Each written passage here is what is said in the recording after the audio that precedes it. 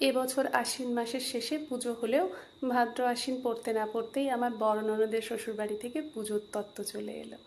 ননদের শ্বশুর শাশুড়ি এসে আমাদের সকলের জামা কাপড় দিয়ে গেলেন এবং বেশ গর্বিত স্বরে বললেন, এবারের পুজোয় আত্মীয়দের দেওয়া হওয়ার জন্য ওনাদের বাজেট মোটামুটি 40,000-এর কাছাকাছি। আমাকে একটা লাল টুকটুকে ঢাকাই শাড়ি আর সিঁদুর আলতা হাতে দিয়ে ননদের শাশুড়ি বললেন, অঞ্জলি দিও এটা পরে অষ্টমীর দিন। প্রিয় গোপাল বিষয়ীর নাম শুনেছ তো? ওখানকার শাড়ি পাক্কা 6,000 টাকা নিয়েছে। আমি বুঝলাম আমি যে কখনো প্রিয় গোপাল বিষয়ীর মতো দোকানের চৌকাট পেরোতে পারিনি, সেটা উনি বুঝিয়ে দিলেন কায়দা করে। আষাঢ় মাসে সদ্য বিয়ে হওয়ায় বিয়ের পরে প্রথম পুজো পাচ্ছি এই আশ্বিন মাসে। যথারীতি বিয়ের আগে থেকেই হবু বরের সঙ্গে আমার প্ল্যানিং চলছিল, যা পুজোর 1 মাস আগে আরও জমে উঠেছে। কিন্তু কিন্তু ননদের বাড়ি থেকে তত্ত্ব আসার পর থেকে দিনরাত অন্য একটা চিন্তা ভীষণভাবে আপসেট করে রেখেছে আমায়। কারণ এবছর নিয়মত এ বাড়ি থেকে পুজোর তত্ত্ব যাবে বাবা মা বোনের কাছে, ঠিক তেমনি ও বাড়ি থেকেও তত্ত্ব পাঠানো হবে এ বাড়িতে। এ বাড়ির কেনাকাটা নিয়ে আমার বিশেষ কোনো চিন্তা নেই, কারণ এদের অবস্থা বেশ সম্পন্ন, উচ্চবিত্তের কাছাকাছি বলা চলে। আমার শাশুড়ি মা আর শ্বশুরমশাই দুজনেই হাই স্কুলের টিচার ছিলেন, এখন রিটায়ার্ড। আমার স্বামী আইটিতে আছেন, ছোট ননদ ইঞ্জিনিয়ারিং পড়ছে আর বড় ননদ বিবাহিতা। সেদিক থেকে দেখতে গেলে আমার বাড়ির অবস্থা বেশ সাধারণ। বাবা লাইব্রেরিয়ান ছিলেন, জানুয়ারি মাসে 3 বছর হবে রিটায়ার্ড হয়েছেন। বাড়িতে একমাত্র উপার্জনশীল বলতে আমার বাবাই। যেখানে 40,000-এ আমাদের 2 মাস সংসার চলে যায়, সেখানে এতটা পুজোর বাজেট আমাদের কল্পনার বাইরে। আমার বিয়ের সময় বাবার বাজারে বেশ কিছু ধার দেনাও রয়ে গেছে। এত বাড়াবাড়ি করতে আমি বারণ করেছিলাম, বাবা একেবারেই কানে নেয়নি। তার নাকি বড় মেয়ের বিয়ে নিয়ে অনেক স্বপ্ন ছিল। বাবা বলেছিল, 2 মেয়ের গর্বিত বাবা আমি। আমার সাধারণ একতলা বাড়িতে 2 মা লক্ষ্মীর পর এলে আমার কপালে একটুও ভাঁজ পড়েনি। আমার কোনো দুশ্চিন্তাও হয়নি, কারণ আমি ঠিক করে নিয়েছিলাম মেয়েদের মানুষ করব মানুষের মতো করে। তোমরা পড়াশুনো আচার ব্যবহারে আমার মাথা উঁচু কখনো নিচু হতে দাওনি। এবার আমার কর্তব্যটুকু আমাকে মন ভরে পালন করতে দাও। বিয়ের 6 মাস আগেই আমি একটা প্রাইভেট স্কুলে জব পেয়েছিলাম।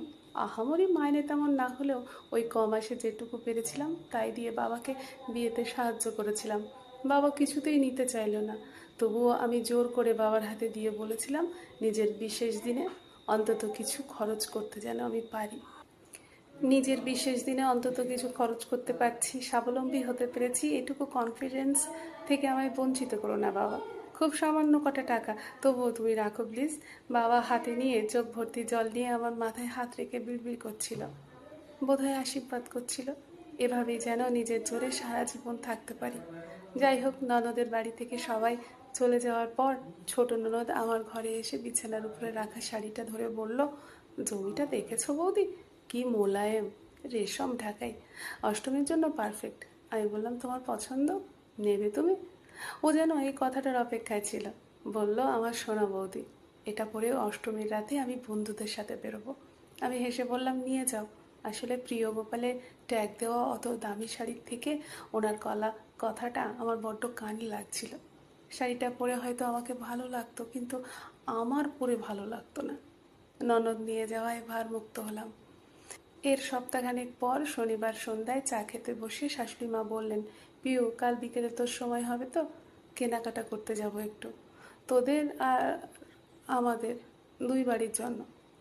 বিয়ের অনুষ্ঠান গেল, অনেক কেনাকাটা হয়েছিল, আমাদের তেমন কিছু লাগবে না, কি বল? আমি বললাম, হ্যাঁ হ্যাঁ, আমার বিয়েতে পাওয়া আলমারি ভর্তি শাড়ি আছে। পরদিন দোকানে গিয়ে আমার চোখ কপালে উঠে গেল। এত দামি দামি জামা কাপড় কিনতে দেখে আমার টেনশন দ্বিগুণ হয়ে গেল। বাবা মা পাল্লা দেবে কি করে এদের সঙ্গে? এক একজনের পিছনে যদি অন্তত 2,000 টাকা করে ধরা হয়, তাতেও প্রায় 15,000-এর ধাক্কা। আমি অন্যমনস্ক হয়ে কি করব ভাবছি, এমন সময় শাশুড়ি বললেন, এই পিউ, তোর কাছে 1,000-1,000 টাকা হবে? 3টে 500 টাকার নোট দিয়ে বললাম, হ্যাঁ হ্যাঁ, এই নাও।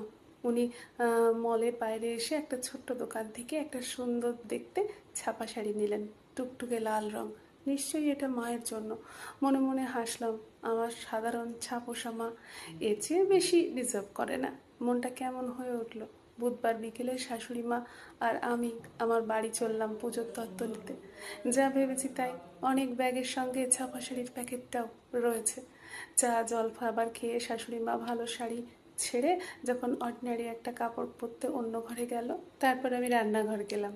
মাকে বললাম, ও মা, এরা যা শাড়ি জামা কাপড় পরে, আমাদের এক একজনের কোয়ালিটি কিনতে গেলে বিরাট খরচ, কিভাবে করবে?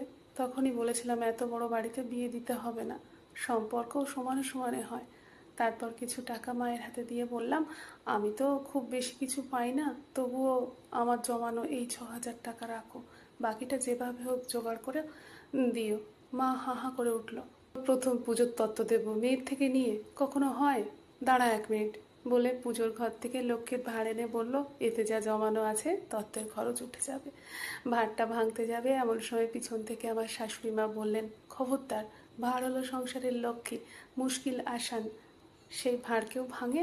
তারপর মায়ের হাতে মায়ের শাড়ি, বোনের শাড়ি আর বাবার শার্টের পিস দিয়ে বলল, দিদি, তত্ত্ব হলো ভালোবাসার চিহ্ন, পরিবারের বন্ধন, এটা রাখার নিয়ম। এ তো কোনো প্রতিযোগিতা নয় যে ভালো ভালো জামা কাপড় দিলে মন ভালো হয়ে যাবে। আপনার অসুবিধা থাকলে শুধুমাত্র সিঁদুর আলতা আর 1 বাক্স মিষ্টি দেবেন, আমি সেটাই প্রাণ ভরে নেব। আমি ভালোবাসার উপহার গ্রহণ করি, জাহির করার জিনিস আমি গায়ে তুলি না, কারণ তাতে ব্র্যান্ড থাকলেও অন্তরের টান থাকে না। টানাটানি করে ধার দেনা করে দামি জিনিস দেওয়ার মধ্যে কোনো মাহাত্ম্য নেই। উপহার অন্তরের হয়, দেখনদারিতে নয়। তারপর আমার হাতে ছাপা শাড়িটা দিয়ে বললেন, শাড়িটা তো মিনিকে দিয়ে দিয়েছিস দেখলাম, বেশ করেছিস। এটা প্রিয় গোপালের নয়, 6,000 টাকা দামও নয়, কিন্তু লাল রঙের, অষ্টমীতে পরিস, সিঁদুরে আলতায় গয়নায় টিপে মা দুর্গার মতো লাগবে। এই জন্য প্রিয় গোপালের শাড়ির দরকার হয় না, নিজের উপার্জনে কেনা শাড়ি পরে দেখিস কেমন ফিলিংস হয়। আরও বললেন, সম্পর্ক সত্যিই সমানে সমানে হয়, তবে সেটা টাকার অঙ্কে হিসেব করে নয়, টাকা বাদ দিয়েও জীবনে অন্য অনেক হিসেব থাকে। তারপর মিষ্টি করে মায়ের হাতটা ধরে বললেন, দিদি, মেয়ে যেটুকু দিতে চাইছে সেটুকু রাখুন, মাথা উঁচু করে বাঁচতে চাইছে, নিজের উপার্জনে আপনাদের মান রাখতে চাইছে, সেটাকে সম্মান করুন। ও যেটুকু। সত্যি আমরা আজকাল উৎসব অনুষ্ঠান তত্ত্ব আর উপহারের নামে দেখনদারির বাড়াবাড়িটা প্রায় করে ফেলি। এতে যে উল্টো দিকের মানুষটার মনে কতটা প্রভাব পড়ে বা তারা কত অসুবিধায় পড়ে, সেই হিসেব নিকেশ আমরা করি না।